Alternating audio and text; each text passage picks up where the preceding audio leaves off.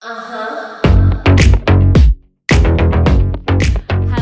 I'm Caley Rose, and this is I'm a Big Fan of. Today, I am a big fan of, every day I'm a big fan of, Greg Hoy. Greg Hoy is a multi talented singer, songwriter, hugely amazing performer, and he's an incredible instrumentalist. He has released over 30 records and toured countless cities in the US, and we're going to ask him all about it. Yeah. We and me. He is a crazy talented performer, and I'm going to borrow the words of divide and conquer here because I read them earlier and they're so spot on. Hoy is like Jack White and Jack Black rolled into one. So true. And his newest album, Cacophony 2, was recorded during the pandemic, and you can find it everywhere music is streamed and purchasable. So I am a big fan of Greg Hoy. Oh, you're so sweet. Hey! I'm so excited. I was driving back today from down south, and I was just Where were thinking you about. driving back from? Well, I was in Joshua Tree. Well, Pioneer Town. Do you know Pioneer Town? No, I'll get So to it. there's Joshua Tree, and there's Palm Springs, and then there's this tiny little area called Pioneer Town, and there's a place called Pappy and Harriet's, and one of the best venues in the country. No way. And no one knows about it, but the people that know, they know. So I stayed out in the desert for a couple days, and then I was in LA last night, and I got up at 5 a.m. excited to talk to you today. So Greg and I met because we were at a songwriters conference called Durango Film and Television Expo, which like every episode of this that I meet people from there, I'm going to be like advertising. Yeah. No, it's great. But we met around a campfire on a beach in Ventura, California. It couldn't have been the more perfect setting for a budding friendship. Idyllic. And yeah. And then we started talking about Airstream somehow. Like I think you How did that come up? I think I heard you talking about Airstream. I said I live in LA now, but I'm moving in like 2 months or something. Right. And then you were like, I own and often tour in an Airstream. And then it was just. Yeah, I'd had a few drinks, I'm sure. I've had a few drinks, I'm sure, right now. Yeah, and I remember, I think my ears perked because you were talking, I think I heard the word Airstream, which, look, people say RVing, it's one thing, but when you say Airstream, it's like Dungeons and Dragons or talking about, One Tree Hill, something. Like, it's just like, it clicked, and I think that was why I came up and started, it's a little I butted in. No, and then we became fast friends, and you helped us get to where we are. Like, I will look back and be like, Greg Hoy got us here. When we got our Airstream, it was in 1973, and it had lived its whole life in Phoenix, Arizona. But you didn't purchase it in 1973. You were like a fetus in 1973, correct? I was absolutely a fetus in 1973. You were maybe not even born in 1973. I looked, I mean, like you, like it's an adventure to find. First, you got to find the rig, right? Yeah. Like the rig's the first thing. And then you have to ask yourself, like any relationship, how much time do I want to put into making this right? It's true. That's a very good. You're all about the metaphors. It's all a relationship. I noticed that in your lyrics, though. Like there are so many good metaphors. Thank you. That's I sweet. wrote down. I mean, not to go right into it, but I have to ask you about this one. Everyone's a priest in their own church. Did that just come to you, or was that the subject of like a lot of craft? That's a great question. I think that that's Highway 101, which is like the song that's out right now. We're pushing. Yeah. That whole song is about when you're young and you're trying to figure out your sexual boundaries. Oh. Based on your upbringing and not knowing anything. Like remember that time when you're like you have a flutter in your stomach or whatever. Yeah. Like however it starts for everybody. Then you go down this road of like, well, I was taught that sex before marriage is wrong. Like I was raised religiously. Totally. But the urge is there, and I think in writing that song, it was about that moment that you have where you have to figure out what's right for you outside of any influence or any institution or parental shite. That's beautiful. So that was we that all should lyric. Be the master of our own domain and the priest of our own church. I mean, that to me, I don't know. It's just like ever since I heard it, months ago, it just stood out to me and it stayed with me, which a good lyric is supposed to do.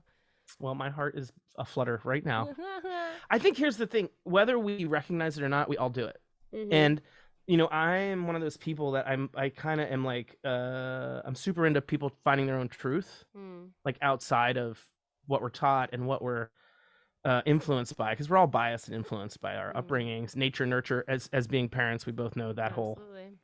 But the other side of that is like when I have a feeling, when I was young and I had a feeling and I had conflict having that feeling, like that's, I hope I don't, I mean, I'm sure my daughter will go through it, but my hope is to give her as much cushion to feel okay about whatever that feeling is.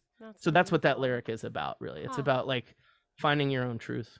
And isn't it funny how you imbue things with meaning based on where you are, you know? Because I did not see that. And I'm listening to the whole song and the lyrics, you know, but I didn't get the sexual part of it. And maybe, I don't know, maybe I was just closed off to, like, who knows? Well, look, as you know, you write a song and it's out there. I mean, I put my daughter to bed to one of your songs tonight, and it's a creepy lyric song. So kind. But she literally, like, we were listening to your Spotify because I said to my wife, you gotta check out this stuff. I called it the Power Woman Trio, the three songs. So who's that girl? I'm gonna screw up now because I'm on that chick and Fight Like a Girl. Yeah. I know. I didn't even realize it, but I was like, I have a lot of just that word, like synonyms on the same word. But I was trying to write a lot of female empowerment songs. It was just right there. I don't know if you're familiar with a band called AC/DC. Yeah, a little bit. But they've written the same song for 40 years, and they're very successful and wonderful. So I don't judge. Like, I don't think. And by the way, all three of those songs are very distinct to me. Like, I wasn't thinking you were repeating yourself at all. I just noticed the word girl and chick. I know, it's ridiculous. Like, and I released them like boom, boom, boom, and didn't even realize it until the third one. So here we are. Isn't that funny? You get like, I do that too. I go down a rabbit hole for what I'm gonna do. Yeah. And then in hindsight, I'm like, oh, there's like a pattern here that I didn't recognize. Oh dear God! And I didn't. My next one, it's really dark. Like, it's more like Behind Closed Doors, but it's supposed to be. And I was on the fence. Is it gonna be this or this? My fourth one will be Honest Woman. Oh dear Lord. Wow, you're really down a lane. Very different. Sure. But look, girl, chick, girl, woman. So at least I grew up in the past 4 months. I was gonna say there's a theme there. Yeah. And you have a daughter. I do, as do you, gorgeous Parker. Yeah. Which isn't it interesting to? I don't know. I would love to like talk about this a little. Yeah. How is it being a female artist and then having a daughter? Yeah. Your ultimate creation, let's say. I mean, I'm gonna assume that because we create all our lives, we make stuff, and then we have a baby. But you actually, like, so much of your work that I've listened to is so about that idea of being a woman, having her own. Yeah. How is it being a mom to a daughter? It's so funny because, like, Carl and I both really want to imbue her with confidence because I was never a confident person, even to like. I mean, now, I don't know. It's like an evolution. Like, it's funny. I was talking to my mother-in-law about this because my niece is really shy. And I was like, you're not going to believe this, Patrice. And, like, everybody at the table is going to say it's not true. But I was painfully shy and, like, couldn't, like, I would be introduced to a group of people. Not introduced. Like, I think it's a really awkward social situation when you're just kind of, like, in a new class or there's a group. It's just, to me, that initial high. And I had the same thing with dating. Like, it always felt like you can't just go up to someone and say, hi. It's just the scariest thing to me. So I would create situations that would like like when I was dating, I would drop my chapstick near a guy that I thought was cute. And like, if I want to like become friends with someone, I'll like compliment their outfit and like trick that. But that was something that had to teach me confidence. And now I've definitely gained confidence from my own little tricks of tricking myself. But to go on that, like, I really want Sienna to be that confident person. Yeah. And Carl does too, because he never felt that way. So it's like, how do you raise a confident child? I think you talk to them in a way that imbues them with confidence and put those kinder voices in in their heads and hope that those, and she's already like repeating things that I say. Yeah. Like, she will say fight, fight, fight like a girl just from the song. But like the way that she said, oh, thank you so much to like her 3-year-old cousin today. I was like, that's completely from me. Yeah. So I'm doing a good job in teaching her manners. So hopefully, I don't know. What do you like? Are you intentionally parenting Parker in that way? Yeah. Like, I like what you said. You're putting it in her head. Mm. I'm a big proponent of therapy. Yeah. Oh, and yes. And my wife and I, and she won't care me sharing this with the audience. We have a couples therapist, and we talk often about our own upbringing and our relationship with our parents versus how we want to show up. And there's things that we know we're not going to be able to get away from. Like, there's those intrinsic things, it's like any self exploration where you realize sometimes the most you can do is recognize. You can't necessarily change. Yeah. right? Like there's Yeah. things I'm gonna do that are like, I did that thing.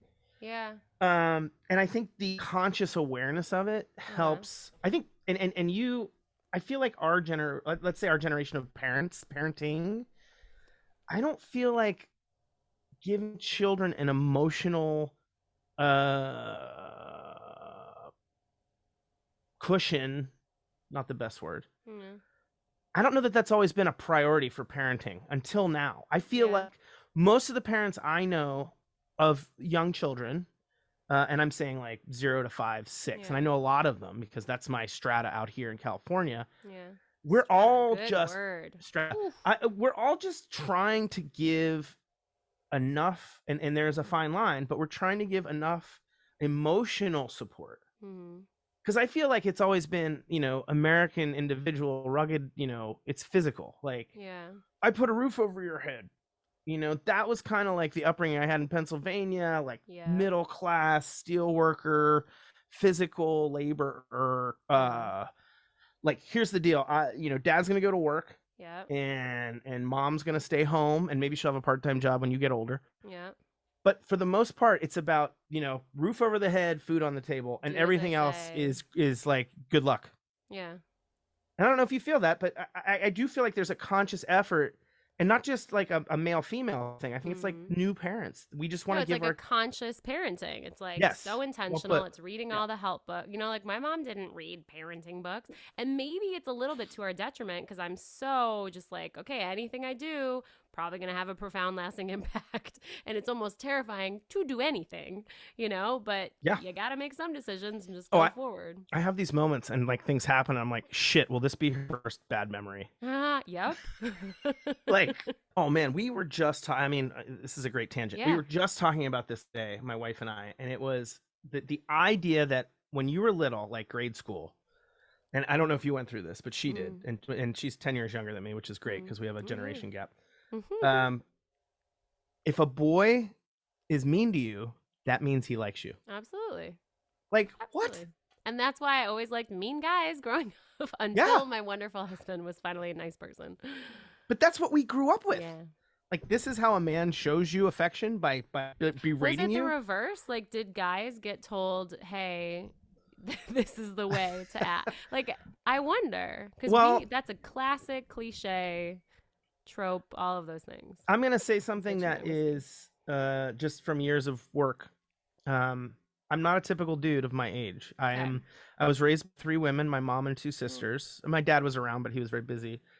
And most of my friends are women. Like, I'm probably like a woman inside. Like, I'm probably like I would be an amazing lesbian if I was a woman. We all have male and female to us, 100%. We're in this age of gender bending and nonconformity. It's beautiful. I agree. But I get it. The gender bending I get, I think I remember being offended in locker rooms, and I had no one to talk to about that. Like, why are you talking about this girl who I know and I respect and I'm a friend in this way? Like the idea of locker room talk, and this was the 80s for me because I'm old. Nope. So I think that seeing that zygote in 73, we've established that. I went from embryo to zygote. I know. I like zygote. It's an underused word these days. I know, right? Zygote. But locker room talk offended you, and you're a good human. Also, and you're an artist. You're a dude as an artist growing up. Like, if I played sports, I probably would have been a lot more popular in school. So you were always a musician?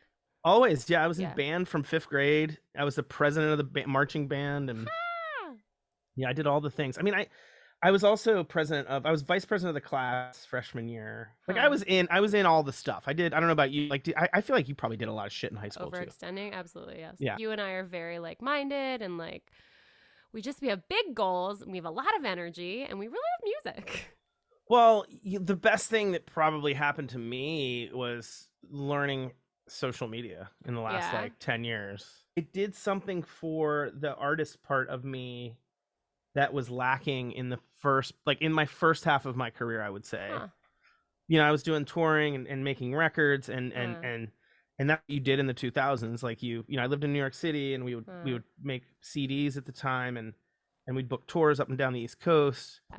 And there was like things like the CMJ Festival, which was like South by Southwest, but it was in New York City. And this Did you was all perform at that? I did perform at Dang. CMJ. And this was all before you could text someone and say you're running 10 minutes late. You know, this was people had to make a plan and show up. Huh. That's so cool. And now that, like, you know, now that we're, I mean, literally in this time when anyone can throw up a song or a video. I mean, it's just it's fantastic. So what was the shift? Like when you said you learned social media, did you take like an active course or major in it, or just get serious about it? I was fortunate in 2010, a company called Facebook hired me. Really? Yeah. And wait, that we've never discussed this before. 2010. I don't, it's not like ask me about my No, but a lot of tech people I graduated experience. with worked at Facebook. We'll do this. Oh, right later. on. Yeah. Well, I got there in 2010. I got hired. About 800 people when I got there. Oh my gosh, then. And I was the first. They hired me because they didn't know how to hire creative people. So I was the first design recruiter. So I came in and I helped them set up, you know, how to hire flighty fuckers like me into an engineer-driven tech world. Oh and gosh. It definitely was like a great. It was probably, I would say it was like my third or fourth act in my life. You know, we have these like sometimes I say to people like, "Are you V2 right now? Are you V3?" Like, I love that. Like, where are you right now? Where am I? Where are you? Because I don't want to switch it around right away, but you seem to become like an artist. To me, it feels like it's more of a recent thing for you. Yeah, 3 years ago. Oh wait, it's November, so it'll be my. Oh God, I gotta. Well, your first single was 2016, right? What year is it? Yes. Well, I did some really bad songs before that I pulled down because they were really just terrible. Should I do that? And should I pull down the bad stuff? Is that a good thing to do? Pull down your bad shit? No, I don't know. I thought I worked with people who were like, you need to like cover up, you know, they were very fear-based. And now I'm looking back and thinking I should have left that up because Maggie Rogers, I talked about this in the last one, not recently, but on a Song Exploder, she played some of her old stuff and it is a far cry from where she is artistically now, but it makes you feel so much better because you're like, oh wait, you stunk at one point. Yeah. You had to get here and you had the bumps along the way. But yeah, I pulled that stuff down. There's one, and the one from 2016 I really only had up there because Spotify will only let you apply your second or submit your second single to playlists. So I was like, all right, I got to put something up there because I don't want this single not to get submitted to playlists. Yeah. So I only put that one up there for that reason. I read that about, I think it was Lizzo, that she had a team that went in and got rid of all her stuff and made it look like she had just come out on the scene, but she had a couple of records. Janet Jackson, they did the same thing. She had a bunch of records. That's the thing that they do, right? They want you to feel like you came out of nowhere. I I went and saw this band called Idols this weekend in Pioneer Town. And I'm not very familiar with them. Friend recommendation. Fell in love with them live, which I love when I see a band live, and that's when I want to listen to their records, like the opposite of what normally happens. Yeah. And I listened to so I was driving back yesterday, like the first leg, and I put on their first EP because I'm like, I want what they sound like now. It's like, you can tell. I mean, you and I can tell that they're swimming for like, what is my thing? You know, what is my identity? I feel like you can listen to my stuff and think that, but that's fine. I'm still like, what is my identity? Well, you know, and it's interesting you say that because going off of what we started this with, which is social media, I find it's intoxicating to be influenced by the things that are in your face all the time. Mm-hmm. When it comes to sitting, like when I sit down to write or I sit down to come up with a video idea, it's very easy for me to be like, oh, I watched this thing. I kind of want to do something like this thing. Yeah. That's not me, but that thing. And I think, I'm curious how you deal with that. No, but that's such a good place of inspiration. So I like, even just watching TikTok videos, like you can just see someone lip syncing the same thing and be like, oh, that's on brand for me. I'm interested in that. I find it cool. And just do it. But I can't copy them. No. And then I realize that's all anyone is ever doing. Why don't I just freaking make it easy on myself? I saw a tree today. I can take a picture of myself in front of fall foliage. Why didn't I do that? You know? Okay. And I totally, yes. Yes. And yes. I think when I'm truly inspired by someone doing something cool and unique, it makes me want to do something cool and unique. Not necessarily doesn't that. be the same. Yeah. Yeah. It's And like sometimes when I get insanely jealous. I'm like, fuck, I wish I would have thought of that. Yeah, and it kills you, right? Yeah. But like, it's like when I was watching the Billie Eilish documentary and I like truly got 10 minutes in, was like, I gotta stop because I need to just like do this. I feel like you're either taking in information or you're outputting. And when it's the good creative stuff, you're obviously outputting. And sometimes you really need to output, you know? Yeah, I think, some of that, like I've put out like 500 and some songs at this point, right? And It's so insane. But early on, like the first 10 years of my career, I just wanted to make. And again, I didn't have the immediate feedback loop that everyone has right now. So I was, in a room in a Brooklyn, most of the time in a Brooklyn apartment, a tiny little thing with a little 4-track cassette, which I still have. My friend borrowed it because he wanted to transfer. Wow, that's impressive that you even loaned it out and you were trusted that person. Well, I loaned it to him because he had a bunch of tracks from his college band that he. That's really special. So I had this 4-track, and like the limitations of it, and also the intimacy of just sitting there doing stuff. That stuff just sat, and it became things, but it wasn't like I would make a song and be like, "Hey, check out my song." Like I wouldn't like throw it on Reddit. Yeah. Like that's what people do now, and it's. I think there is a fine line. I understand the immediacy of that, and I'm going to shut up after I say this because I want to hear your thoughts on it. No. I think the reason I feel so good in how I make my art now is because I had a lot of time to just incubate, and a lot of time where no one was giving me any feedback at all. It was just like I was cooking for my own meals.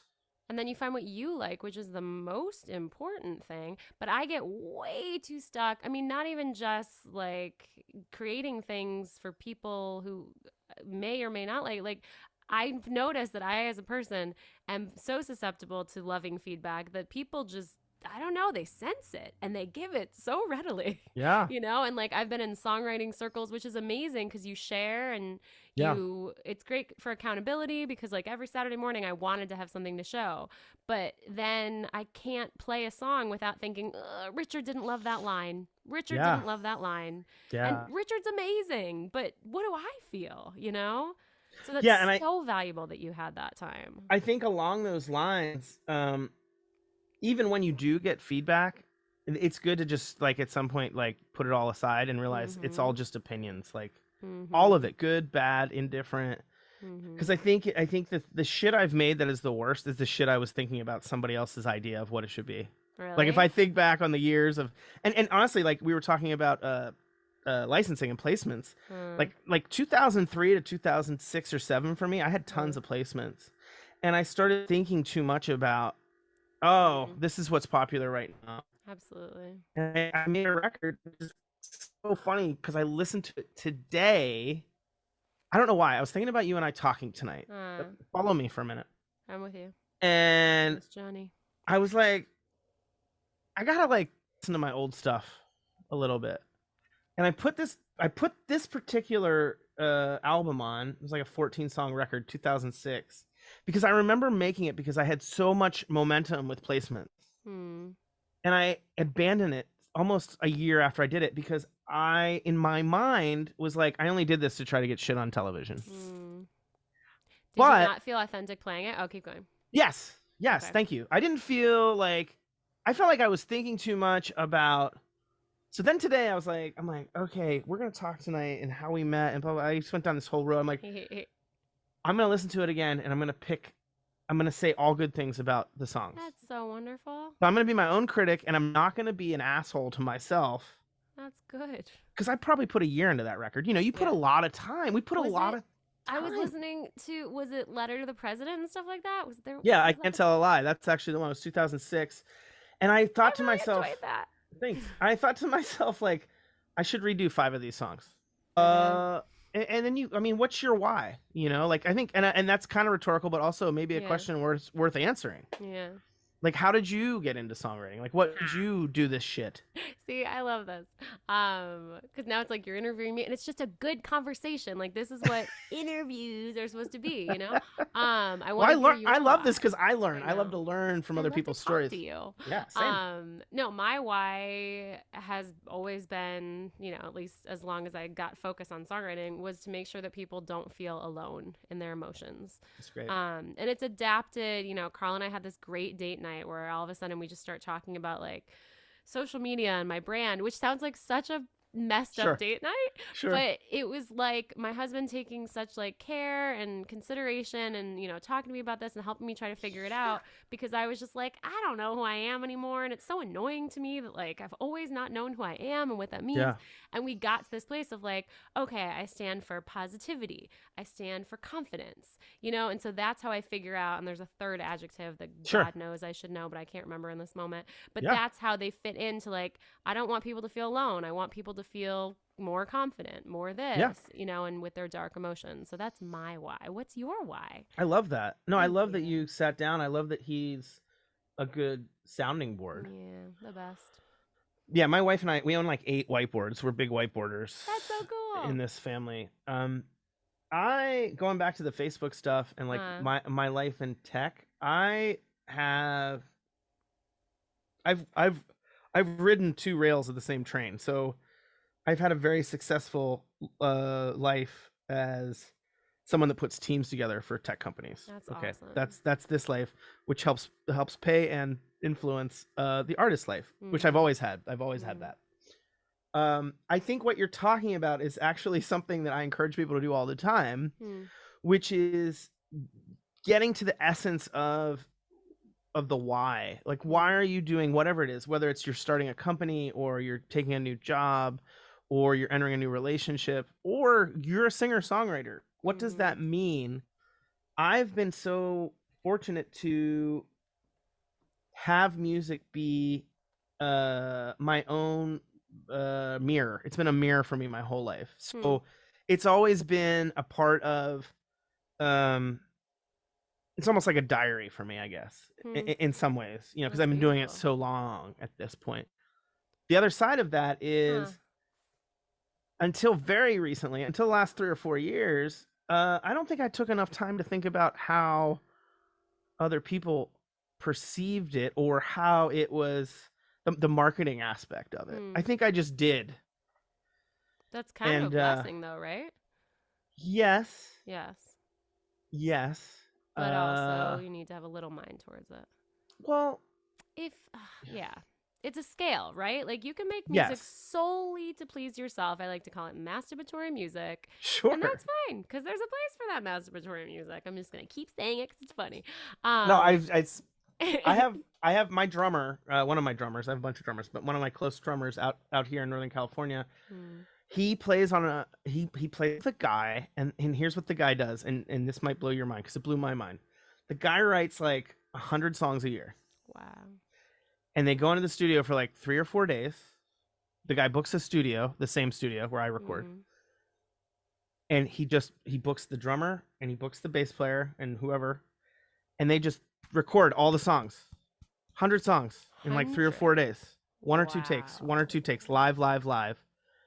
And he doesn't do anything with them. They're for him. Wow. He makes a CD for the band that played on it, and it's for him. And that makes me sad. Is that wrong? I mean, not like, oh, if nobody sees it, did it happen? No, but like it's meant to be shared and help people. And what if there are people that would benefit from hearing it, you know?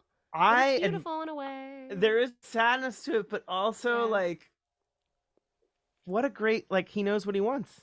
Yeah, and he's doing it. That's like this is like the opposite of you and I, where we're like, okay, now I have the album, and how do I release it, and do I do a video, and who's my partners, and this guy's literally like, I'm gonna fucking record 100 songs and just keep a CD for myself. You must be such a good songwriter, you know, because like in the beginning, if you write a song, your family's like, good job, and then if you write 3 songs, they're like, okay, you're getting better. But like Colby Calais' dad was like, cool, come back to me when you write 100. He wanted her to just keep at the craft. I used to hate that word when I was trying to be an actor, and I love that word now because it means a great something to me. Craft. If he's writing 100 songs a year, he must be so good, and that makes me sad because I want to hear them, you know? I think that's not about me. So it's not about you. Nope. And also, like, every time I put a record out, it's like the first time all over again. That's just the way I feel. Like Cacophony, which is the record we did during we did it in June of last year, and like, you know, we socially distanced and went into the studio and we were taking each other's temperature and all that shit. Wow. Like, I wrote it because I realized I was about to become a dad. The tour was canceled, and I'm like, shit, what if I never can do this again? I didn't know it was gonna happen. Yeah. None of us did in June of 2020. Yeah. And we went in there, and I went in with like this conviction of, this is like my first record, and it might be my last record. Oh. And I'm not gonna lie, like I feel so ambivalently good about this record. You should. Like, I don't feel, and I think that's why I've been excited to promote it, because I meant you should feel good. Why? Right. Ambivalently so. I think because the pretense why I made it was just to make it. Like, I want to have this record unto itself. Huh. As a Mark something of for me to where. say, here's the last time you made a record before you became a parent. Wow. Or the last time you made a record before the world, no one ever toured again. Or yeah. And that was Cacophony 1 or 2? It was, well, so funny story. The EPs are each the side of the vinyl. Okay. So it's one record, 11 songs. But I really, you know, and this is where we get into, like, what do we do with it once it's done? How do we market it? Yeah. Well, I think this is the question I have for you, because I've listened to your stuff a bunch in the last couple of days, knowing we were going to talk. How do you decide what's next as far as, like, this is the single? Like, that's why with January, I'm like, should I do the dark one? I don't know. I mean, in the beginning, I was only like happy clappy, and there's a place for that, but it's not like what I listen to in my happy time. Yeah. I listen to like girl, you know, empowerment stuff, and then I don't know, like I thought people wanted upbeat music, and I didn't think they were ready for my darker things, and then I just like keep trying to like be in the mind of the listener, but I'm constantly discrediting the listeners, you know, and like I always feel weird saying fans, but then like if they're on board, and I just have to freaking release the songs that I try to get strategic about it, and I do try to get into the mind of like, is this gonna be, you know, syncable and all this stuff. And I talked to, did you meet Heather Evans at Durango? Yeah, in fact, we played on my tour. I had her asked her if she would open for me, and she played she played the Pittsburgh show with me, so we got to hang out. That's amazing. And she played solo. It was wonderful. I love seeing her live. Videos of the two of you together. That's so amazing. I mean, look, this summer was weird, man. It's like we were on tour, and then I was like, I think half the people I know were like, "You're gonna get sick and die." Oh, no. Have you felt safe in all the venues? Because that's a big concern. Yeah. It's fine. It is. Okay. I think we are. You're a smart, intelligent person who has a child at home, you know, so you're in a similar boat to mine. Yes, and the phrase "trust the science," like people have been using that phrase. Yeah. I think the second phrase that we should need to add is "fuck the fear," because we're living in fear. We're living in fear where we don't need it. We just don't need it. Like, there's the flu's been around forever. Colds have been around forever. COVID's probably going to be around forever. It is. And if you really dig under the hood, it's like, you might get really sick. You're going to be okay. You're like, if you've taken precaution, you're going to be okay. Anyway, I don't want to get into that. Well, it impacts touring, you know, because I canceled a show in LA that I was really excited about because we were just too afraid to bring it home to the baby. But it's like the chances are so slim, you know, and we're living in fear. They're so slim, and like, you know, we're like the band. It was mostly the band around each other. You know, it's not like we were like out hugging. It wasn't like we weren't doing meet and greets. You know, it was like. And no one got sick, and we all, you know, we were all careful, and you did so many cities. Yeah, we did 18 shows in 4 weeks, and it was, but it was just, honestly, it was just so life affirming to be back. And you're living, which is what we're supposed to be doing. And having this, not that, like, this is a thing, and this works, but it's not the energy and the air moving in the room, and people, like, maybe I had a shitty day. Good thing for air moving. Right. Sorry, there was some joke in there. No, it's there's air streaming. Air circulation. So I think we're at this place where let's just accept and let's move forward. Yeah. And I know that means something different for everybody, but That's inspiring. It is. and everyone I talk to, I encourage. I'm like, Yeah. just, if you're safe and you've done all the things, like, just get back out there and Do you have a tour photographer? Because your photography is so wonderful. That's a great question. Almost every show we were at, and there's some exceptions to this, there were photographers there because they're the first ones that are getting back out there. They're like, shit, I miss shooting shows. We played a show in Canton, Ohio. This place called Buzzbin. It was a great little venue, and this kid came up to me like we were sound checking. He's like, "Hey," he like walked right on stage. And you know how weird that is. Yeah, but I'm like, "Hello, yeah. Do I know you?" He's like, "Hey, I live down the street, and I just take pictures of pedal boards, guitarist pedal boards. Wow. Can I just take a picture of your pedal board?" And I was like, "Hell yeah, you can take a picture of my pedal board." I like, I turned everything on so the lights were all like, like lit up. But I'm like, how cool is it? This guy, like, for years lives down the street. He said he's lived down there for like 3 years, and he comes to the venue all the time. They weren't having shows for a year, but and he just wants to take a picture of like guitars, and not like your face or just the pedal board. No, just want to take a picture of the pedal board. Who knows? He might be like that guy that I talked about. He might just keep it for himself. It's like just a. And maybe that should be okay. I don't know. I've been very into like, what's the point of life? And like, I have these moments. Well, like on Saturday and Sunday, like baby's nap time, I'm usually like, gotta be productive. This is my time to make TikToks and songs and like do these things. Yeah. And I was just like, you know what? My husband has the flu today and I'm going to sit with him on this bed and watch a movie. Awesome. And I was just like, maybe this is what life is about. Absolutely. I don't know. It's hard, yo. You meditate at all? Are you a meditator? I used to. When I was pregnant, I like always woke up from 4 to 5:30 and I had to meditate and it saved me. It's the best thing in the world. Do you? I am into it. Yeah. I do. Even like 10 minutes a day. Really? I can do it. Yeah. It's so great. So, okay. Where the reset. Carving out the time, because I'm so amazed. Are you still working too in tech? Yeah. Well, so I had a tremendous run. I was at Facebook for 3 years. Then I went to Pinterest for 3 years. Oh, wow. And I've had the same job. I went to Lyft for 3 years. Wow. So I basically had a decade of working at all these tremendous like companies at a great time to be there. It was like, it was like being in Kiss in the 70s. Yeah, like right place, right time. But that's a testament to you because you were helping build those companies. Yeah, and also I was like, okay, like it's almost like Kesha. Like, I had one good hit. We got to release 3 more singles while I'm still hot. So it was like that was. Please compare yourself to Kesha maybe 5 more times during the course of this conversation because I listened to Animal and what's the other record? Those 2 records. Oh my God, I'm a motherfucking woman. See, that is. Love her. You don't like it? No, I love her. Oh, I love her. Okay. I didn't like their latest thing, but I love her. That's okay. That's okay.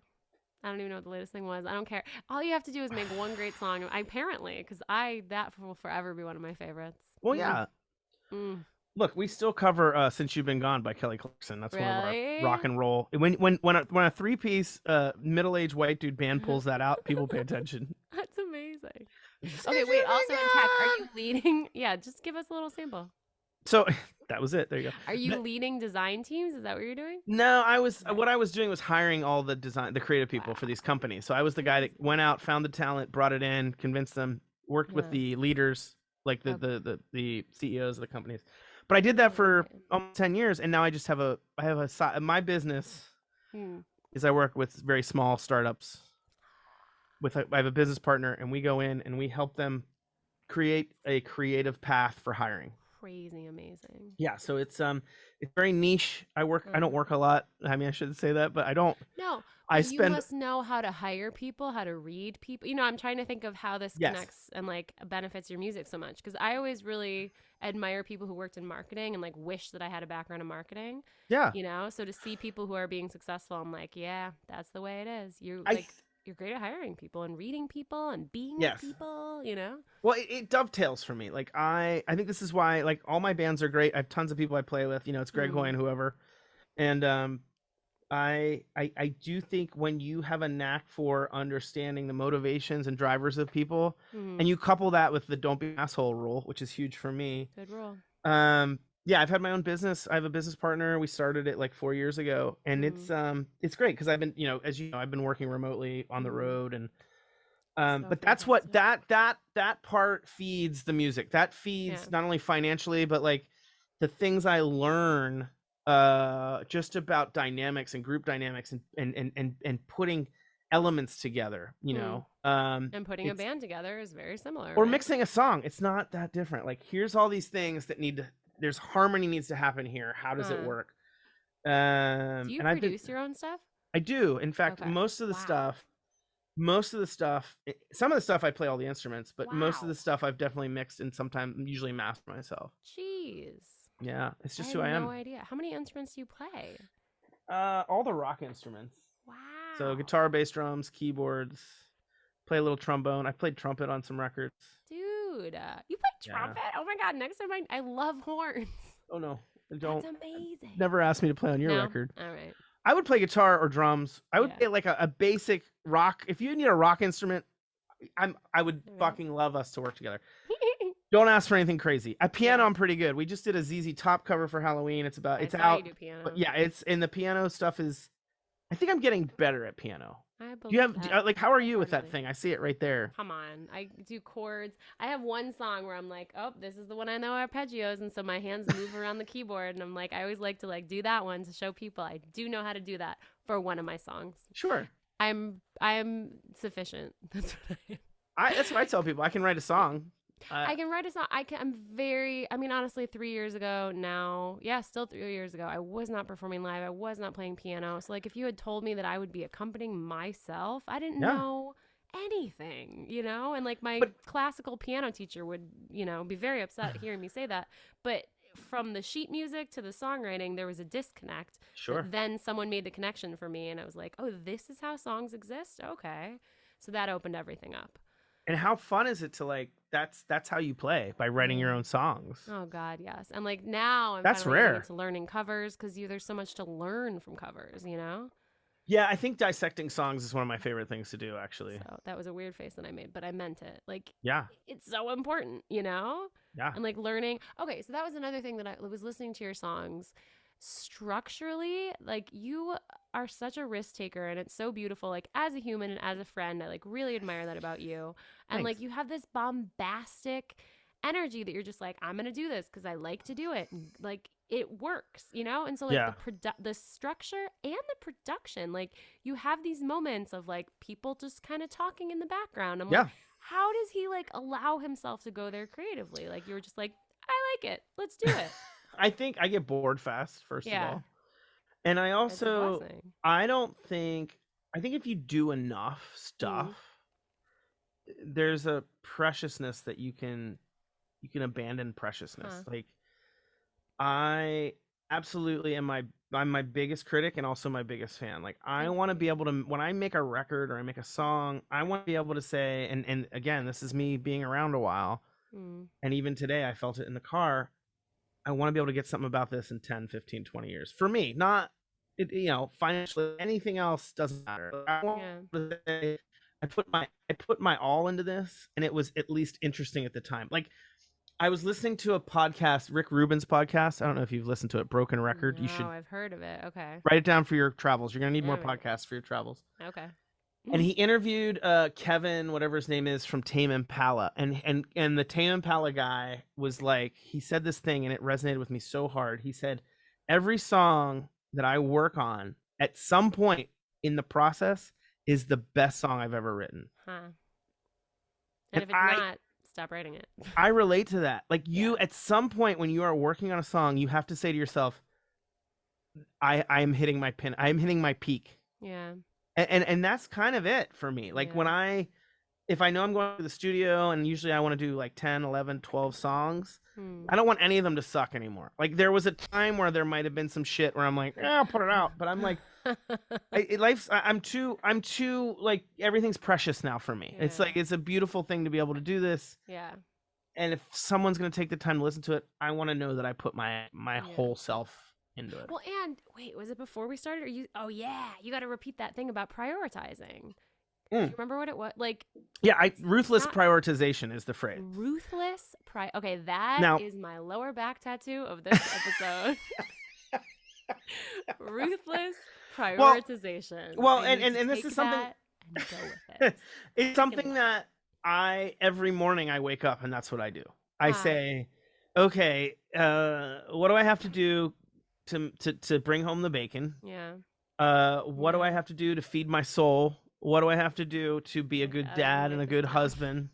Can I write this down as like a list for myself to wake Absolutely. up? Because your order is really good. Here's the thing. You're about to embark, to my knowledge, on an Airstream journey. Yes. You are going to, without even trying, participate in ruthless prioritization. That's true. Because what you're doing is you are pushing yourself into an uncomfortable physical space. And when you physical space. You as much like look, the bells and whistles and the glamour and you posting online and all that shit is great. Yeah. But you're gonna have some shit. There's gonna be some shit moments. Yup. Because you're in a metal tube in the middle of wherever. You're not gonna have a landlord to call and say, fix this. I know. But I'm sleeping with my landlord, which is very complicated. There you go. Oh God, that's gotta be God. How does that work financially? So ruthless prioritization is something that comes out of that, because you'll wake up in the morning and be like, okay, before we can do anything, we have to make sure the heat works. Yeah. Or we have enough water. Yeah. Oh, and when you apply that, for me, I apply that to my days. And my schedule, as much as I love Google Calendar, I put massive chunks. I put holes in there that say things like go make something. Really? Or exercise, or like I give myself space to say, here's an hour, do whatever you want. Wow. And that's how it all gets done. So then are you and your wife sharing the childcare duties? We have a nanny. Because we have done well. I gotta just like bite the bullet and get some daycare. Dude, I'm thankful that I can afford it, and I'm just like so like I can do it all. I'm fine, and I'm not fine. Oh Stupid. Yeah, ruthless prioritization. Throw money at the problem. Those are the two. Invest in yourself. Yes. Yeah. If you're at all concerned or at all having a struggle with something. I always remember time is my greatest commodity. And if it's going to cost me some money to get back some time, it's totally worth it. It's totally worth it. Time is important. And then, because I've realized recently, this is such, I don't know, now I'm talking about myself, but I am a quantity person over quality, which you're not supposed to be. You're not supposed to be that. Give me a for instance. Well, everyone says it's about, you're supposed to want quality time with the people you love. Yes. I always want quantity with people I love. I want them all the time. All the time. And that's not like healthy. It's not reasonable. It's not anything that is good for humanity. How are you, like, if it's just you in a room, like maybe with your keyboard or something, how do you feel? Do you feel like you need to achieve something? Oh, yes. Are you goal oriented? Absolutely. Like, I got to write a song. I got to rehearse. I got to. Yeah. Do you do any drugs? Are you a drug user? Dude, I love weed.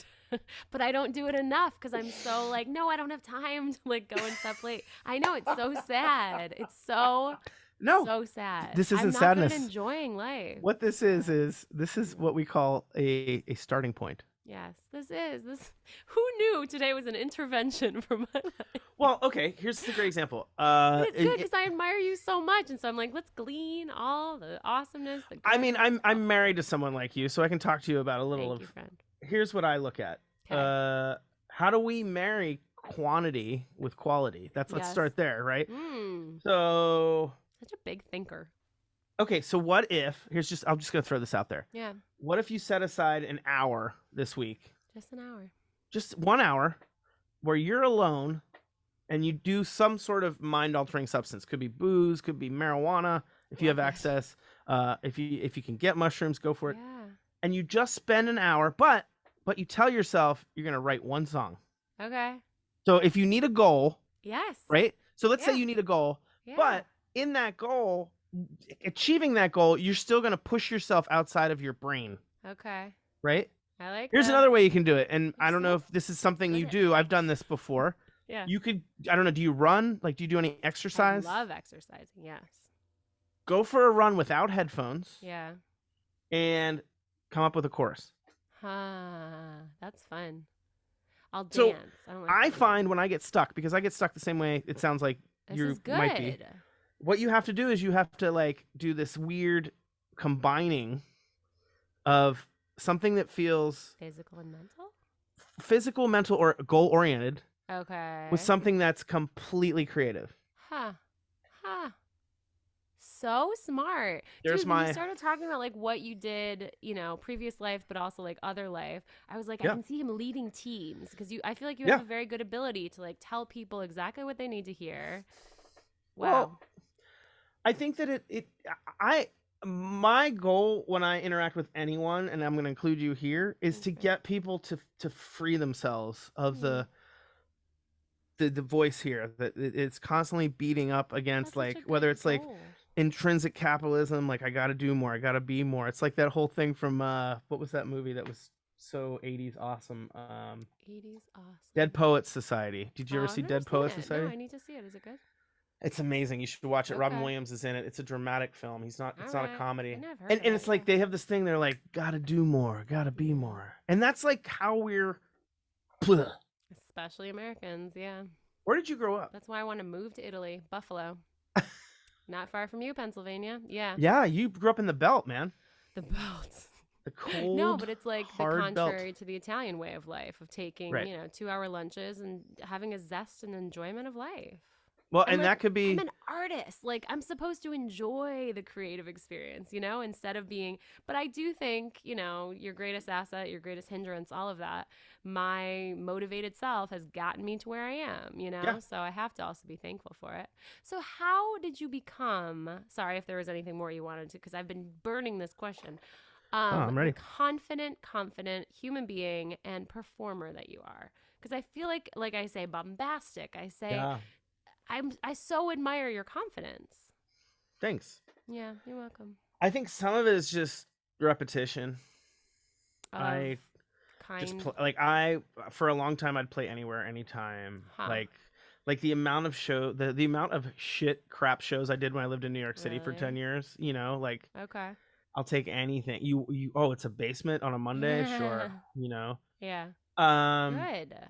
that is There part was of that it. behind the scenes, and there was that hard work, and now we're seeing It's all the highlights. well now, But you've earned it. yeah, I think you like anything you curate. Like you start to curate your own life. And there's a phrase like make your life a masterpiece. I love that phrase. You can't do that until you've like made a bunch of terrible paintings that no one needs to see. That's true. And I think that confidence is an interesting phrase. I think it comes from there's a mastery over self, more so than over your art and what you create. So I have spent a lot of time I've spent a lot of time like working on me. And meditation, know thyself, all the things that people will that look like like a bullet point on a Pinterest pin. That shit really works. For which you worked. Yes. So I think that here's the other side of that. Take every opportunity. Like even if it doesn't, the more uncomfortable it feels. Like great example. I almost didn't go to the thing in Ventura. Yeah, I almost didn't go to Durango. Why? It was out of my comfort zone. Like I'm in my lane, and I have to sit in a room and play my music along with these other people. I was like, am I on The Voice? It was very. I didn't even do the second day. I don't know if you know the story. No way. Yeah, my dad got sick, and then I'm sorry. It's fine. People get sick. And I got a call in the morning, and I was like, you know what? I'm in no state to go sit in these rooms again. Oh man. And I just drove down the coast, man. Good I got in my Jeep and drove to Malibu. That's a thing I would never do. I'm such a I saw when I did the Hawaii Songwriting Festival, I was like walking to like one of the groups, and I was like, gotta be on time. And I was late because I had gone to the wrong room, and I was like, gotta be on time, and running to the right room. And it was like 15 minutes after the class had clearly started, and there was a girl that I knew was there for the conference, just lying by the pool, taking it all in. And I was like, you paid to be here. Like, don't you think that there's opportunity in that room? Like, why don't you want to go? So I admire that. It's a sense of self and calm and just give a fuckedness. It's ruthless prioritization. That's see? Maybe that's the lower back tattoo. Maybe there are two of them from this I episode. So here's the thing, and I want to go back. I do want to go back to you because You're I am wonderful. so excited that you're undertaking this, what I can only describe as an unknown travel future, because you don't, you're getting rid of comfort. Yeah, surely. For experience, and that to me is the question you asked me. Like, if you're putting yourself out of your comfort zone, the only great thing, all the art you're going to do is going to be great. Yeah. There's no way you're going to come out and write a shitty song after you've been on the road for 6 months. It's true. And you would know. It's not going to happen. Yeah. You can't. Because you're going to have so much to pull from that you don't even realize. Yeah. And I'm not just talking about bumps on the highway. I'm talking about your relationship with your husband, how the kids are over. Like, everything will be affected by this. Yeah, kids, one. Yeah. Don't you give me another kid right now. I cannot handle that. I was counting your animals. I count. Oh. I say we have 3 kids. We have 2 dogs. Oh, that's very kind and nice. Sorry, Sadie. I wasn't counting. So no, earlier today, I was like, your sister is something else today. Like, to either Sadie or Sienna. I don't know. Yes. Who. So I do consider her a child. But you're right. And like, you're the king of the road. So did it gave you more confidence? Did it make you a more confident performer? Because you are a very confident performer, and I admire that so much too. I think it's just I don't want to waste the moment. Like, I've worked like my whole life to spend 40 minutes with you, and you made a decision to be here tonight in some level for whatever reason. Maybe it was an accident. Maybe you got in a fight with your boyfriend and you just needed a break, or maybe you like want to discover a new band. Like, every show we played, it was different. It was different people, but I don't want anyone to feel like they're wasting their time. Like, there's something I owe them, which is my whole self. Here comes my whole self. And you're making it about them, which is so admirable. Because when I was like just terribly performing and hating myself, like a shift in the seat, I'd be like, oh, they hate me, they hate me, they hate me. You know, and I was so dependent on. We all go through that. It was so bad. But now I'm in a place where I'm like, no, I'm supposed to give things to them, not feed off of their energy in that way of neediness, you know? So it's beautiful. Did you ever have that moment where you were just like needy on the audience? Yeah. I mean, I would say. Makes me feel better. Yeah, no. When I moved to New York, and I had performed a lot as a youngster, but I moved to New York, and New York to me felt like again, it was in my head. Like, I had something to prove. It's New York City. And those first 2 years, 3 years, I was a mess. And it was my own music. Finally, I was like, I'd played with a lot of other bands, and I was a side guy, and I was a drummer with other, I did all that stuff. And when I finally stepped out front with my own music, like, I was exactly that. Yeah. I'm like, well, but the sound, and why aren't there free drink tickets? And you realize the more shit you're putting in front of just giving to somebody, it's just you're bullshitting yourself. Yeah. It's your own insecurity. It's your own mess. Like, okay, this is why the why is so important. Like, why did I show up tonight? And believe me, I've had tons of gigs. Yeah. I've had tons of gigs where I'm like, there's 10 people here. Yeah. You know?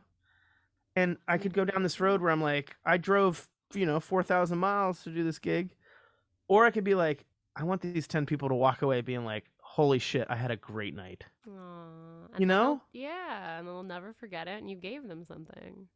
Yeah, there's a lyric. It's freaking beautiful. Because someone else could take that as like, there are only 10 people, and I suck, and like, yeah, you're right. It's all about that perspective. Especially now. Yeah. Everything's a gift. It always has been, but if it's never been more obvious to you, like, life happens for you, not to you. Sorry, you were going to tell an interesting story, and I said something. No, it's just there's a lyric by a band called Built to Spill, and it's the lyric is, who doesn't think they're the center of the universe? And that's what happens when you're an artist. You're like, right? There's a lot of that. You're like, you're like youngster, I suppose. I love that. Get away from it, man. Like, I love that so much. Okay, one more question. Yeah. Did you ever have like an aha moment? Like, oh, this is when I went from struggling to successful artist. Because I always like to hear about the before, what was that? Oh, this got it for me. Because there are people out there that are like, I need that moment. I'm Yeah. struggling. I think I've had tons of them. I Yeah. think Oh yeah, as version much as 1, it seems version like 2. yeah, as much as it seems like I'm like, Mr. Happy-go-lucky, Mm. like I remember moving to New York and there were like 2 or 3 clubs that I would go see bands at and be like, wow, I hope I can play here someday. Mm. Like this is a club, like there's a scene. This is a thing. Yeah. Or, I think now it's a little different. Like I know like you're like congrats on your single. It's like kicking ass. And like you Thanks. look at these numbers, Yeah. and you're like, wow, this many people have listened to my song. Yeah. And I think all of those things are, I don't want to use the word goal because I think goal's a little weird, Huh. but it gives you a mile marker.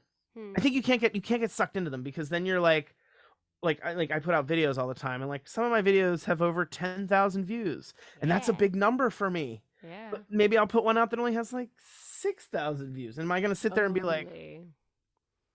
what did I do wrong? Is it the I mean, song? I might, but it's good that you're not. But again, I think this comes down to Yeah. you just keep going. You just Yeah. keep, because I was going to say that when you were talking about social media, because today I was just yeah. like, listen, like, you think that people have seen that one time you posted that lyric video of your new single. Yeah. People have a lot of stuff going on. Like, and then I started thinking about the quantity versus quality. Yep. Maybe it's more, not that you should put out junk content, but maybe it's a little more like the people who are doing quantity. Because I get so like, oh, does it look good enough? Does it sound Yeah. good? And like, No, there are 100%. 14-year-olds who are just like, and send, and send, and send. And they, do you think that it's a little more quantity over quality? Yeah, 100%. I Yeah. think here's the other thing I'm going to say. I have the gift of perspective that not a lot of people do. Like, I put my first record out. I mean, if I really want to think about it, I put my first record out. It was a cassette tape, and it was 1997. Wow. Like, cassette tape. old, Rewind. And I have the longitudinal study of, if you're an artist, and if you consider yourself a real artist, you got to look at it like 3 ways. There's the short-term shit. Yeah. There's the mid-term shit. There's the long-term shit. You're so good at this. Yeah. And your shit's gonna, like, this is what's gonna happen. It's always gonna be like that. Yeah. Like I took almost, I bet I took almost 10 years off when I moved to California. Like I was playing. Yeah. I was playing and I had music out and I was doing things, but I wasn't focused. Huh. I'm focused. I've been focused for the last 4 or 5 years. Yeah. And or like maybe you have a baby, or maybe you move, or maybe like a life things happen. Like, to me, it's about, can you maintain the consistency of self as you go through each one of these phases? Because I think it's really easy. I'm sorry, I'm over talking. No, never over talking. A little bit. I think it's really easy to get caught up in exactly what you said, which is, I need to post today. I need to push this thing. I need to, by God, take a week. Just try taking a week off. Like, take a week off. Don't post anything on Instagram. Oh God, no. TikTok. What? Let's see how you feel. And you know what? The world will go on. You will still be there. Your world Instagram will still be there. And nothing will happen. I mean, I don't think your numbers will plummet. I don't even think they'll be affected if you take a week off. I'm telling that to the general you as if it's not to myself. Oh, and if they do, who cares? That's the bigger thing. Like, why are we so dependent? Yeah. That's why when I sat on the bed and watched, and it was hard for me at 1 o'clock on a Saturday to be like, okay, I'm just not going to be productive, and I'm just going to sit here and watch TV, I guess, but it was great. Well, how else do you get inspired unless you go live your life? I know. You can't get inspired like just fixating on that stuff. You just can't.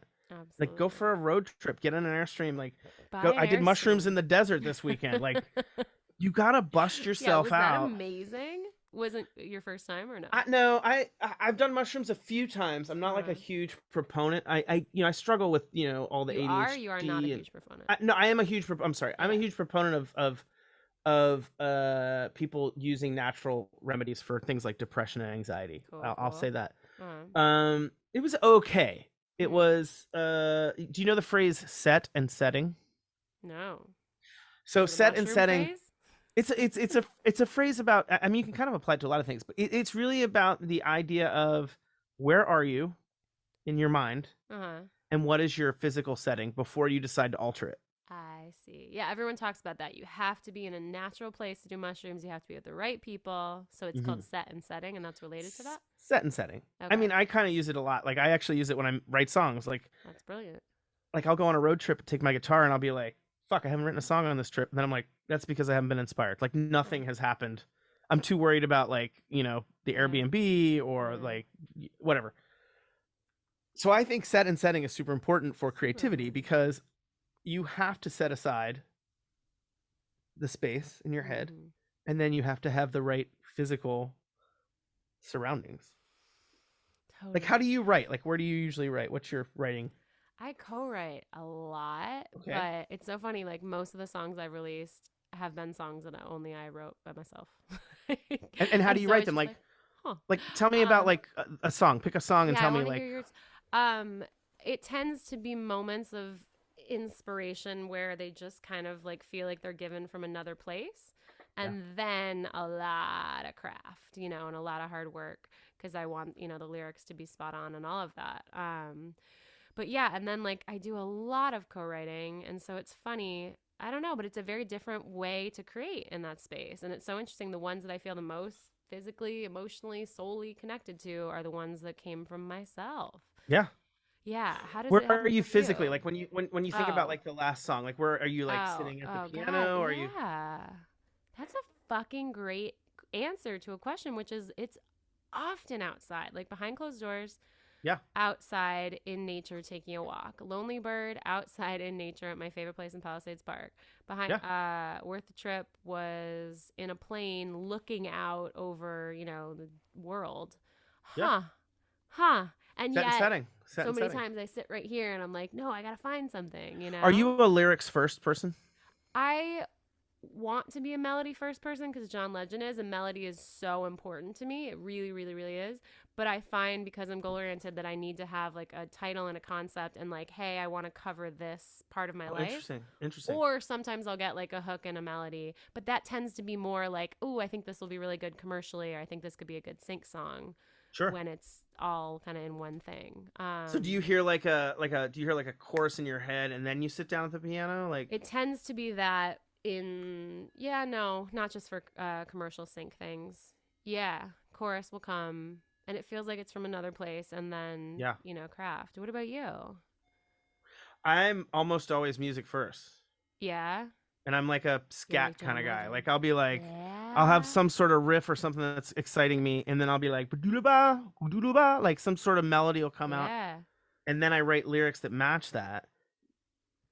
I would say 90% of the time. I have some stuff that's I feel it's like more like that's what so hard. Even though melody is so important to me, so I admire it so much because yeah. I don't know. For some reason, to me, it's just the melody is its own thing. I don't know. I really admire the way you do it. Do you ever co-write? I haven't. I can't. Yeah, I haven't tried it. yeah. It's a I don't know different how it would thing to go. like People think encourage me to aloud. do it and I'm like I Well, don't it's a know. different beast. And then it's like thinking aloud in a different way I because you you're know what it thinking is? aloud. You're creating with your mouth, like you're saying, you're scatting, but I think for me my music is so it's just it's that's my thing. yeah, And I don't and know that's if I want beautiful because to it's coming from you. and I've been in bands and I've co-written in bands in years Oh, past, really? but I think that now I just it's just something that I mean I could probably do it. I could try to do it. Yeah. I mean, I'm sure I you'd be great at it. It's just a different way of thinking. And so now I'm like yeah. looking at it thinking, yeah, different things come out of me in co-writes. How do you designate like what song? Because you have Greg Hoy, then you have Greg Hoy and the Boys, Yeah. I that's a great and question. you have like 5 other bands. I've really just kind of narrowed it down to me now Yeah. for simplicity's sake. I think the Greg Hoy and the Boys was good because it was touring stuff. We were always Greg Mm. Hoy and the Boys, and my mom gave us that name Oh, years ago, and I that's so cute. just it worked, but then it's a little I don't know, it got a little racist after the Trump time. Like there were like Oh, the Proud Boys and like we would oh. tour and like I never normally thought I that. know, but like normally there was like a gal in my band. Vicky Uh, plays often. She's a bass player out of LA that I love, mm.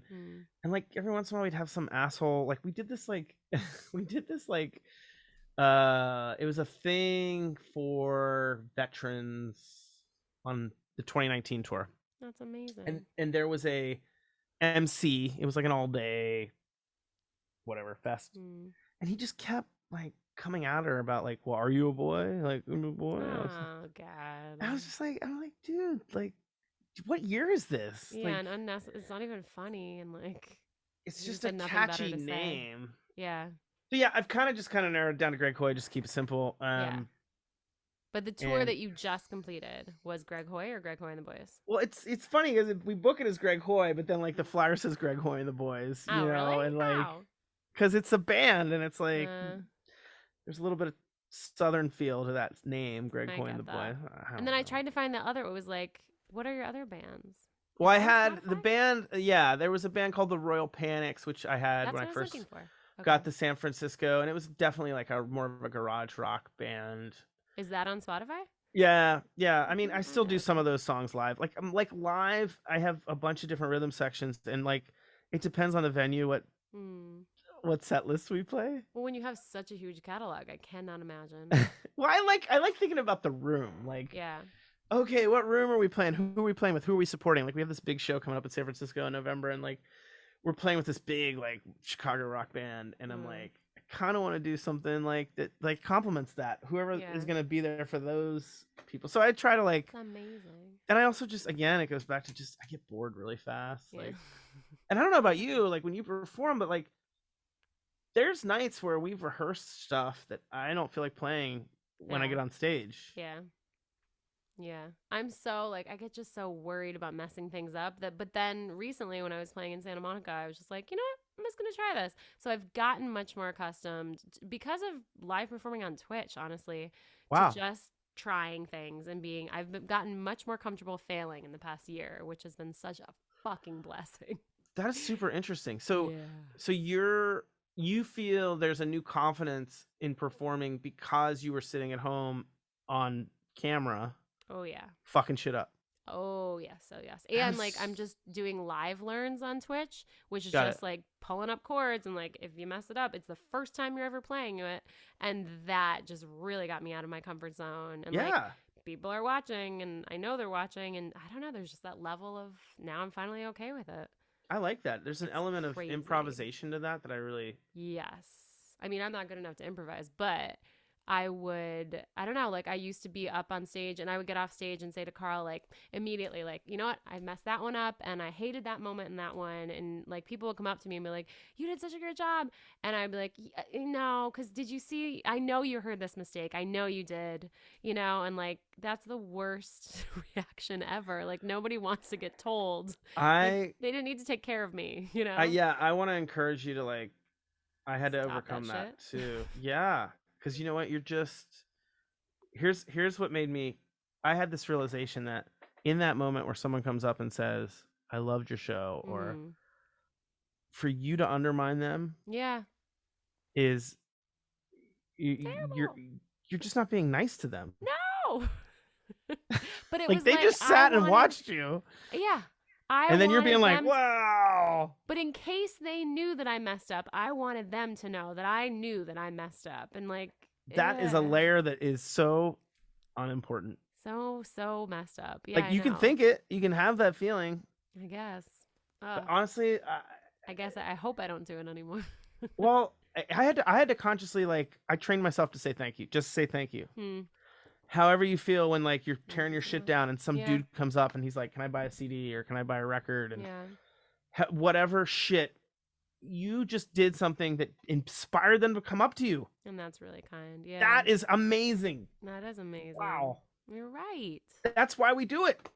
I didn't know that this would be such like I knew I was inspired by you, but I feel a little bit badly that we turned this into a Caley therapy session. No, I don't see that at all. I see it as us sharing information as people that make shit and put it out in the world. Like I agree. Okay, I'm gonna regret not asking. What is your priority list in the morning? You wake up and you say, "How can I bring home the bacon? Yeah. How can I feed my soul? And what else?" Self-care is in there. So that usually means like some sort of like right now I screwed up my knee on tour. Sorry. So I need to. So here's my general goal right now is I go for a walk for 45 minutes. Nice. And I'll take calls. So I'll take like work calls or personal calls. I have some friends that I sort of mentor and I have people that I talk to. There's like a free therapy chain going on. Oh, up here in Northern California. That's so nice. So I'll take a walk for 45 minutes, come back. I'll usually do about an hour or two of emails. Definitely got to work out. I got to get a workout in. And then I try to something creative. Like it's got to be like and sometimes that's just rearranging my studio room. Yeah. Like I'm looking around right now. I'm like, okay, these guitars need, and that counts. Like if I don't feel like writing a song, if I know that I'm doing something to inspire me to write a song down the road or work on a video, that all counts. So, yeah, you do great videos. That's another thing I would like to mention. Like, I really love the creativity of your content. Like, you had the Pretend tour, and you're like working on a documentary. Like, you really, you're so multifaceted and multi-talented. That's what we have to do. That's where we are now. But not everyone does. Like, you have a very special talent. Thank you. I'm not blowing smoke up here, but like, I genuinely mean these things. I am taking it in. I am good. So much smoke. No, not capturing. Too much smoke. I'm excited to see how your creative mind is driven by your new thing that you're doing. Me too. And I'm really excited about probably the bad moments. You know what I mean? Like it's gonna be the stories that we tell after that are gonna be the hardest moments in the moment. Like when we break down and when this goes wrong, and then those will be the funny stories. Look, the beauty of it is whether you are aware of it or not, doing this lifestyle for a while, it gets you out of your head. Yeah, really. Like all this. Okay. Swirly swirl. I welcome it. Yeah, right. You're gonna be like, oh, we need to do this thing, or else. What is that? Yeah. Yeah. It will be unrecognizable. Do you want to play a song? Oh my god. Or you don't have to, or we can just. I don't know. Can we talk more? Yeah. Can we talk about a problem I'm having right now? Yes. What's the problem you're having right now? Well, I have a new video that I'm working on. Okay. And I need to hire an actress. I've done this before, but it's people I knew. Yeah. I'm actually that's so exciting. I went to like a service and I posted an ad. Site? Yeah. That's so exciting. I have no idea where to start. Like I've gotten probably about 20 decent applicants. Are they video submissions or just going off a picture? They have it's the best I can describe it is it's kind of like a Facebook for actors and actresses. Okay. Is it Actors Access or LA Casting? I think it's called Backstage. Oh, okay. Yeah. But I'm sure but I've never done this before. But it's so funny. So when I was like figuring out how to get in music, I accidentally got into acting. And so I had many a days where I would submit my headshots because I was trying, it's the whole thing. But I thought that maybe acting would get me to music because all the Broadway actors who were in the lead parts were screen actors. And so I was like, I got to bulk up that. But then I cast my own project one time and I realized like you go in with kind of preconceived notions of like, ooh, I was really picturing a blonde, right? You know, for this. And it's so interesting to sit on the other side and be the judger, you know? That I don't, as much as I feel like I know how to do this stuff, I've never done this. And I'm like, literally, I just need someone to do like, 10 minutes worth of work maybe. Yeah. But I don't know. Is it like the co-lead in the video or something?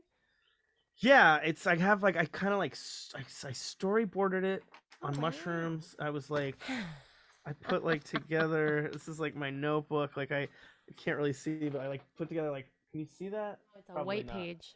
Okay, that's a bummer. Straight up. If that's your storyboard for when you did mushrooms, that's it's really hilarious. It's there, like there. Oh, now I see it. Like, would it have been great if it was just a blank page? So I was on mushrooms, and like here's the blank piece of paper. But I storyboarded all these shots, because it's like so amazing. Well, this is kind of what I meant earlier, where I'm like, okay, maybe I'm not writing a song, but I'm like. But you still like it. So the one time I recorded something when I was high, the vocal was terrible. But how was the delivery? Truly terrible. It was bad. I don't know. It was just bad. I mean, it was just bad. So that's my one experience of not being fully conscious. Yeah, I'm not advocating. I like that you still like the storyboard. It's okay. But you're gonna make it. Well, I think for me it's like again, this is uncomfortable zone. Like, why don't I try hiring somebody? It's like a whole new thing, and that's so have a stranger show up because I'm filming it in my Airstream. In it? Yeah, I got a whole thing, and like I got a friend coming that's gonna shoot it. He's like a video guy. And That's awesome. Is it for an upcoming song or one that you already released? It's this ZZ Top cover we just put out on Halloween, which is only on Bandcamp right now, but it'll be on Spotify in a couple weeks. And okay, I'm gonna change my brain for a minute. I started painting during pandemic. Yes. And God, just for me. Of course you did. Can I be more like Greg Hoy? Jesus. I mean, here, wait. Here's the first. This is the second thing I ever painted. It's terrible. Wait. It's a rose, and it's like a. What's in the bottom corner? It looks like just I don't know. This is my point. Frank Lloyd Wright house in the bottom left corner. It's a piece of shit, but I painted it, and but to me it looks like a Frank Lloyd Wright house, which means it might be. Maybe shit. I think I might say that now. It's a Frank Lloyd. Should.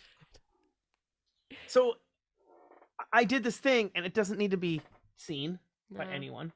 But now and that's the way I miss that with some of my I used to do a lot of music that didn't have to. It just existed, and I haven't. I'd like to get back to that. Let's both vow to do that, at least.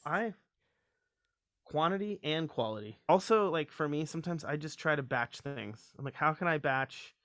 I'll do a work call on a walk, or like playing piano in the morning. I'm hanging out with my daughter. The fact that you are that's what I was saying. Like tomorrow morning over breakfast. That's so beautiful. Could be cool. It might be a thing. Beautiful. I love that so much. She would love it. I'm sure. I also need to start asking for help more. I'm not very good at asking for help. And just saying, hey, I could use a break, and maybe I just should. This is a whole personal exploration. Well, look, there's it's you the artist, and also you the achiever, human being.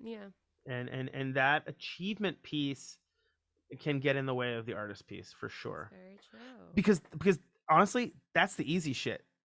That is the easy shit. It's very easy to say this needs to be done for whatever reason. It's the to-do list. It's the efficiency versus effectiveness. 100%. But taking that time to feed the creative soul, it makes this other part, you're like a ninja. Because then you have something that you really believe in to market, to put the effort behind, because you had that soul time. And whole self. You're not, okay, here is me doing this. Here is me as a mom. Here is me as a wife. You can just kind of wrap it all up. And then for me, as a whole human, you just throw it out there, and then you're like, oh, this is just me. Isn't that nice? Yeah. Thank you. I'm just tomorrow talking. Morning, we're going to have breakfast by the keyboard, or I'm going to bring the keyboard upstairs because it's light. I'm going to have Greg Hoy breakfast. Or guitar. Do you have a guitar? No, I don't play guitar. Boy, do ukulele? I wish I freaking did. Pick up the uke, so man. Better Ukes and are fun. I could just busk. No one would, Ugh. I can't even get started. All right, I'm going to let you go because we talked for 2 hours. Did we really? I've totally lost track of time. Holy shit, it's 9:30 here. I can't tell you enough, from the help that you've given us talking about the Airstream, from our first, fireside chat. Yeah. I admire who you are as an artist and as a human. Same. That's why tomorrow I'm going to have Greg Hoy breakfast. I think you should have you breakfast. Oh. It's you breakfast. Can you be more That's why it's a whole self breakfast starring me. How did you become the soul and the good, wonderful person that you are? I did everything else wrong. Thank you. This is the only thing that works for me now. I screwed up enough. It's like you screw up enough times, you're like, oh, wow, if you're just nice and pay attention to the right things. Actually, that I can relate to. Stay gold, stay healthy. You are the best. Thanks for having me on. We're going to do this again because I'm relaunching my podcast. So. Oh, yay. I honestly was just I want people to know the people that I think are so freaking talented and their music should be everywhere. So I'm going to edit it together. And in 2022, I'm going to release a bunch of podcast episodes. Can't wait. I am a big fan of you. Thank you so much.